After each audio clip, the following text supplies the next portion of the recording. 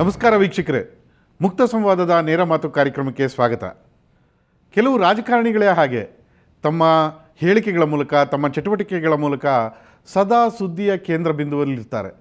ಅಂತಹ ರಾಜಕಾರಣಿಗಳ ಪೈಕಿ ಮಾಜಿ ಶಾಸಕ ಎಲ್.ಆರ್. ಶಿವರಾಮೇಗೌಡ ಕೂಡ ಒಬ್ಬರು.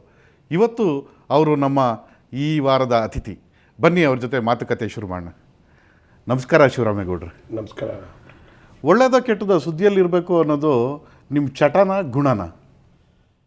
ಇಲ್ಲ, ಒಳ್ಳೆಯದು ಕೆಟ್ಟದ್ದು ಅನ್ನೋದಕ್ಕಿಂತ ಒಳ್ಳೆಯದಕ್ಕೇ ಸುದ್ದಿಲಿರಬೇಕು, ಕೆಟ್ಟದ್ದಕ್ಕೆ ಅಂತ ಸುದ್ದಿಲಿರಬೇಕು ಅಂತ ನಾವು ಯಾವತ್ತೂ ಬಯಸ್ತಾರಲ್ಲ. ಒಳ್ಳೆಯದಕ್ಕೋಸ್ಕರಲೇ ನಾವು ಹೋರಾಟ ಮಾಡ್ಕೊಂಡು ಬಂದಿದ್ದೀವಿ. ಅಲ್ಲ, ಶಿವರಾಮೇಗೌಡರ ರಾಜಕೀಯ ಆದಿಯನ್ನು ಗಮನಿಸಿದಾಗ ಒಳ್ಳೆಯದಕ್ಕಿಂತ ಕೆಟ್ಟದಕ್ಕೆ ಹೆಚ್ಚಿಗೆ ಸುದ್ದಿಯಲ್ಲಿದ್ದರು ಅವರು. ಅಲ್ಲ, ಕೆಲವು ವಿಚಾರಗಳಲ್ಲಿ ನನ್ನ ಮೇಲೆ ನನ್ನ ಏಳಿಗೆಯನ್ನು ಸಹಿಸ್ತಾ ಇರ್ತಕ್ಕಂಥವ್ರು ಮಾಡಿದಂಥ ವಿಚಾರದಲ್ಲಿ ಕೆಲವು ವಿಚಾರದಲ್ಲಿ ನಾನು ಸುದ್ದಿಲಿರಬೇಕಾಗಿ ಬಂದಿದ್ದೆ.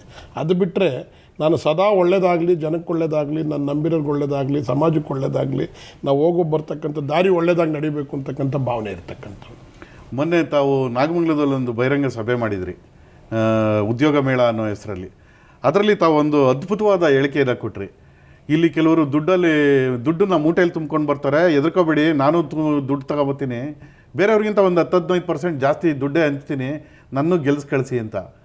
ಇದೇನು ಈ ರೀತಿ ಹೇಳೋದು ಒಂದು ಪಬ್ಲಿಕ್ಕಾಗಿ ಸರಿನಾ ಶಿವರಾಮೇಗೌಡ್ರೆ? ಇಲ್ಲ, ನಾನು ಸರಿ ಅಂತಕ್ಕಂಥ ಮಾತನ್ನು ಹೇಳೋದಿಲ್ಲ. ನಾನು ಹೇಳಿದ್ದು ದಾಟಿ ವ್ಯಂಗ್ಯವಾಗಿ ಹೇಳಿದ ಮಾತದು. ನಾನು ಹೇಳಿದ್ದು ನಾಣ್ಣುಡಿ ಅಂತೆ ಅಲ್ಲಿ ತಕ್ಕನಾಗಿ ಹೇಳಿದೆ.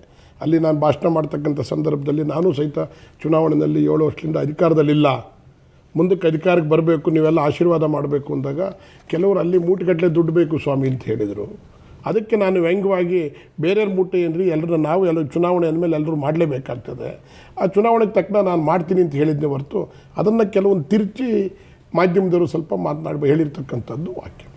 ಮತದಾರರಿಗೆ ಬಹಿರಂಗವಾಗಿ ಆಮಿಷ ಒಡ್ಡೋದು ಅಪರಾಧ ಗೊತ್ತಿದೆಯಾ ಶಿವರಾಮೇಗೌಡ್ರೆ? ಅಲ್ಲ, ನನಗೆ ಗೊತ್ತಿದೆ. ನಾನು ಹೇಳ್ತಕ್ಕಂಥ ದಾಟಿನಲ್ಲಿ ವ್ಯಂಗ್ಯವಾಗಿ ಹೇಳಿದ್ದೆ ಹೊರತು ಅದನ್ನು ಉದ್ದೇಶಪೂರ್ವಕವಾಗಿ ಹೇಳಲಿಲ್ಲ. ನನ್ನ ಉದ್ದೇಶ ಅಲ್ಲಿ ಸಂದರ್ಭಕ್ಕೆ ತಕ್ಕನಾಗಿ ನನ್ನ ಜನತೆಗೆ ಒಂದು ಸಂದೇಶ ಕೊಡಬೇಕಾಗಿತ್ತು. ನಾನು ಎಲ್ಲ ಚುನಾವಣೆಯಲ್ಲಿ 8 ಚುನಾವಣೆಗಳನ್ನು ನಾಗಮಂಗಲದಲ್ಲಿ ಎದುರಿಸಿದ್ದೀನಿ. ₹1 ಒಬ್ಬರಿಗೆ ನಾವು ಓಟಿಗೆ ದುಡ್ಡು ಕೊಟ್ಟು ಗೆದ್ದವರಲ್ಲ, ಚುನಾವಣೆ ಮಾಡಿದವರಲ್ಲ. ಅದನ್ನು ನನ್ನ ಬಹಿರಂಗವಾಗಿ ನನ್ನನ್ನು ಕೆಲವರು ಹೇಳಿದಾಗ ಅದಕ್ಕೆ ಅವರಿಗೆ ವ್ಯಂಗ್ಯವಾಗಿ ಉತ್ತರ ಕೊಟ್ಟಿದ್ದೆ ಹೊರತು ನಾನು ಅದು ಬೇಕು ಅಂತ ಹೇಳಿದ್ದೇನಲ್ಲ. ಒಂದು ಕಾಲಕ್ಕೆ ನಾಗಮಂಗಲದ ರಾಜಕಾರಣ ಅಂದರೆ ಭಾಳ ಸತ್ಸಂಪ್ರದಾಯಕ್ಕೆ ಹೆಸರಾಗಿತ್ತು ಕರ್ನಾಟಕದಲ್ಲಿ ಶಿವರಾಮೇಗೌಡ್ರೆ. ತಾವು ಅಲ್ಲಿ ರಾಜಕೀಯ ರಂಗಕ್ಕೆ ಪ್ರವೇಶ ಮಾಡಿದ ಮೇಲೆ ಸ್ವಲ್ಪ ಎಲ್ಲೋ ಹದ್ಗೆಟ್ಟೋಯ್ತು ಅನ್ನೋ ಒಂದು ಆರೋಪ ತಮ್ಮ ಮೇಲಿದೆ. ಹಣ ಎಂಡ ಪರಿಚಯಿಸಿದ್ದು ಶಿವರಾಮೇಗೌಡ್ರೆ ಅಂತ. ಇಲ್ಲ, ನೀವು ಈಗಲೂ ಸಹಿತ ನಿಮಗೆ ನಾಗಮಂಗಲದ ತಾಲೂಕಿನ ಮಂಡ್ಯ ಜಿಲ್ಲೆಯ ಎಲ್ಲ ಪರಿಚಯ ನಿಮಗೂ ಚೆನ್ನಾಗಿದೆ. ನಾನು ಎಲ್ಲೂ ಸಹಿತ ಹೆಂಡ ಹಂಚಾಗಲಿ ಹಣ ಹಂಚಾಗಲಿ 8 ಚುನಾವಣೆನ ನಾನು ಎದುರಿಸಿದ್ದೀನಿ ಅಂತ ಈಗಾಗಲೇ ಹೇಳಿದೆ. ನಾನು ಒಂದು ಚುನಾವಣೆಯಲ್ಲೂ ಸಹಿತ ನಾನು ಹೆಂಡ ಮತ್ತು ಹಣ ಹಂಚಿ ಚುನಾವಣೆ ಮಾಡಲಿಲ್ಲ. 2 ಸಾರಿ ನಾನು ಪಕ್ಷೇತರ ಸದಸ್ಯನಾಗಿ ಈ ರಾಜ್ಯದಲ್ಲೇ ಯಾರೂ ಪಡೆದೇ ಇರತಕ್ಕಂಥ ಬಹುಮತಗಳನ್ನು ಪಡೆದಿದ್ದಂಥ ಇತಿಹಾಸ ನನಗಿರ್ತಕ್ಕಂಥದ್ದು. ಅವತ್ತೂ ಸಹಿತ ನಾನು ಯಾರಿಗೂ ಸಹಿತ ಹೆಂಡ ಮತ್ತು ಹಣ ಕೊಟ್ಟು ಚುನಾವಣೆ ನಡೆಸ್ತವನಲ್ಲ. ನಾನು ಎಲ್ಲೋ ಒಂದು ಕಡೆ ಅದೇ ನಿಮಗೆ ಈ ರೀತಿ ಮಾತಾಡಿಸ್ತಾ ಇದೆಯಾ ಅಂತ. ಅತಿ ಚಿಕ್ಕ ವಯಸ್ಸಿಗೆ ತಾವು ರಾಜಕಾರಣಕ್ಕೆ ಬಂದುಬಿಟ್ರಿ, ಪಕ್ಷೇತರ ಸದಸ್ಯರಾಗಿ ಗೆದ್ರಿ, BDA ಚೇರ್ಮನ್ನು ಆಗಿಬಿಟ್ರಿ ಪಟೇಲ್ ರೌದಿಯಲ್ಲಿ.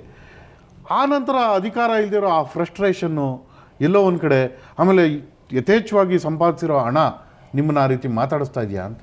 ಇಲ್ಲ, ನನಗೆ ಅಧಿಕಾರ ಹೋಗಿ 17 ವರ್ಷಗಳಾಗಿದೆ.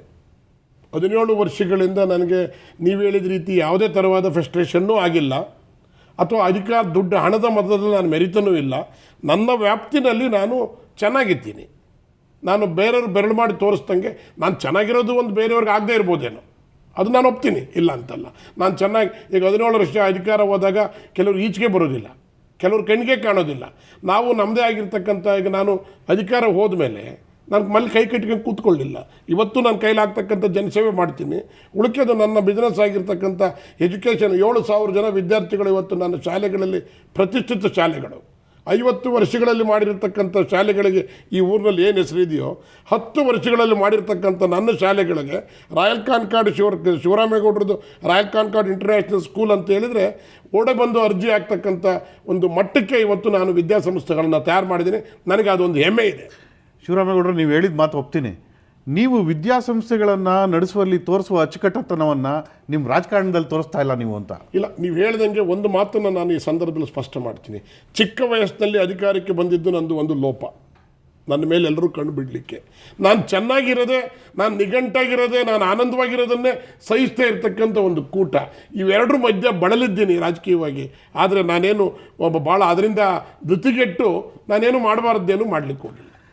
ಪ್ರತಿ ಎಲೆಕ್ಷನ್ ಬಂದಾಗಲೂ ಇನ್ನೇನು ಶಿವರಾಮೇಗೌಡರು ಗೆದ್ದೇ ಬಿಡ್ತಾರೆ, ಮುಂದೆ ಇದ್ದಾರೆ ಅನ್ನೋ ಸನ್ನಿವೇಶ ಸೃಷ್ಟಿಯಾಗುತ್ತೆ. ಕ್ಲೈಮ್ಯಾಕ್ಸಲ್ಲಿ ಎಡವಟ್ಟು ಮಾಡ್ಕೊಂಬಿಡ್ತೀರಿ. ಒಂದು ಸರಿ ನಂಗ ನಾಚ್ ಅಂತ ಆಯಿತು, ಮತ್ತೊಂದು ಸರಿ ಯಾವುದೋ ಹೆಣ ಎತ್ಕೊಂಡು ಊರು ಸುತ್ತುದ್ರಿ ಅಂತ. ಯಾಕೆ ಈ ಥರದ್ದು ಕ್ಯಾರೆಕ್ಟ್ರು ಶಿವರಾಮೇಗೌಡರು? ನೋಡಿ ಕೇಳಿ, ನಂಗಾನಾಚು ಈಗಾಗಲೇ ಸಹಿತ ನಿಮಗೆಲ್ಲ ಗೊತ್ತಿರ್ತಕ್ಕಂಥ ವಿಚಾರ. ನಂಗಾನಾಚ್ಗೂ ನನಗೂ ಸಂಬಂಧ ಇಲ್ಲ. ನನ್ನ ಮೇಲೆ ಕಪ್ಪು ಚುಕ್ಕೆ ಬರಬೇಕು ಅಂಥೇಳಿ ಯಾರು ಇವತ್ತು ಪ್ರಚಲಿತ ರಾಜಕಾರಣದಲ್ಲಿ ನಮ್ಮ ವಿರುದ್ಧದಲ್ಲಿದ್ದಾರೆ ಅವರೇ ಅದನ್ನು ಮಾಡಿಸ್ತವ್ರು ಪುಣ್ಯಾತ್ಮರು. ಇದನ್ನು ಬೇಕು ಅಂತಲೇ ಮಾಡಿಸಿದ್ರು, ಅದಕ್ಕೂ ನಾನು ಬಲಿಪಶು ಆದೆ. ಆದರೆ ಅಂದರೆ ಯಾರ ಬಗ್ಗೆ ಈ ಮಾತನ್ನ ಹೇಳ್ತಾ ಇದ್ದೀರಿ? ಈಗ ಹಾಲಿ ಶಾಸಕರಿದ್ದಾರಲ್ಲ ಅವ್ರ ಬಗ್ಗೆ ಹೇಳ್ತಾ ಇದ್ದೀರಿ? ನಾನು ಹೆಸರು ಹೇಳ್ತಾ ಇಲ್ಲ. ನಾನು ಹೆಸರು ಹೇಳದೇ ಇರೋದ್ರಿಂದ ಅದನ್ನು ಒತ್ತಿ ಈ ಸಂದರ್ಭದಲ್ಲಿ ಹೇಳ್ತಕ್ಕಂಥ ನೆಸಿಟಿ ಇಲ್ಲ. ನಾನು ಇವತ್ತು ರಾಜಕೀಯವಾಗಿ ನನ್ನ ಮೇಲೆ ಕೆಟ್ಟ ಹೆಸರು ಬರಬೇಕಾದ್ರೆ ನನ್ನ ವಿರೋಧಿಗಳೇ ಮಾಡಿರ್ತಕ್ಕಂಥ ಸಂಚಿನಲ್ಲಿ ನಾನು ಕೆಲವು ಟೈಮ್ ಸಿಗಾಕೊಂಡಿದ್ದೀನಿ. ನನಗೆ ಆ ಸಂಚು ಮಾಡೋಕ್ಕೆ ಬರೋದಿಲ್ಲ. ನೇರವಾಗಿ ನಾನು ಇವತ್ತಿದ್ದೀನಿ. ಶಿವರಾಮೇಗೌಡರ ನೀವು ಆರ್ಗನೈಸ್ ಮಾಡಿದ ಕಾರ್ಯಕ್ರಮದಲ್ಲಿ ನಂಗನಾಚ್ ಕಾರ್ಯಕ್ರಮ ನಡೀತು ಅಂತ. ಈಗ ಎಷ್ಟೋ ಸಾರಿ ನಾವು ಮಾಡಿದಂಥ ಸುಳಿಗೆ ನಾವೇ ತಗಲಾಕತ್ತೀವಿ. ನಂಗಾನಾಚು ಮಾಡಿದ್ದು ಬಹುಶಃ ನೀವು ಇದಕ್ಕೆ ನಿಮಗೂ ಚೆನ್ನಾಗಿ ಅರ್ಥವಿದೆ, ಮಂಡ್ಯ ಜಿಲ್ಲೆಯಲ್ಲಿ ಯಾರು ಮಾಡಿಸಿದ್ದಾರೆ ಅಂತೇಳಿ. ನಂಗಾನಾಚ್ಗೂ ನನಗೂ ಸಂಬಂಧ ಇಲ್ಲ. ನನಗೆ ಕೆಟ್ಟ ಹೆಸರು ಬರಲಿ ಅಂತಲೇ ಇವತ್ತು ಮಾಡಿ ಅದರ ಸಕ್ಸೀಡ್ ಆದ್ರು ಅವರು.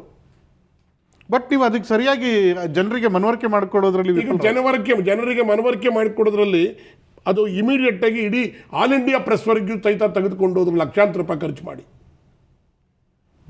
ಇಲ್ಲಿ ಮಂಡ್ಯದಲ್ಲಿ ನಾಗಮಂಗಲದಲ್ಲಿ ನಡೆದಂಥ ಒಂದು ಸಭೆಗೆ ದೆಹಲಿಗೆ ಸೋನಿಯಾ ಗಾಂಧಿ ಅವರಿಗೆ, ನಮ್ಮ ನಾಯಕಿಯಾಗಿರ್ತಕ್ಕಂಥ ಸೋನಿಯಾ ಗಾಂಧಿ ಅವರಿಗೆ CD ಕೊಡ್ತಕ್ಕಂಥ ವ್ಯವಸ್ಥೆ, CD ತಲುಪಿಸ್ತಕ್ಕಂಥ ವ್ಯವಸ್ಥೆ ಮಾಡ್ತಾರೆ ನಮ್ಮ ಜನ.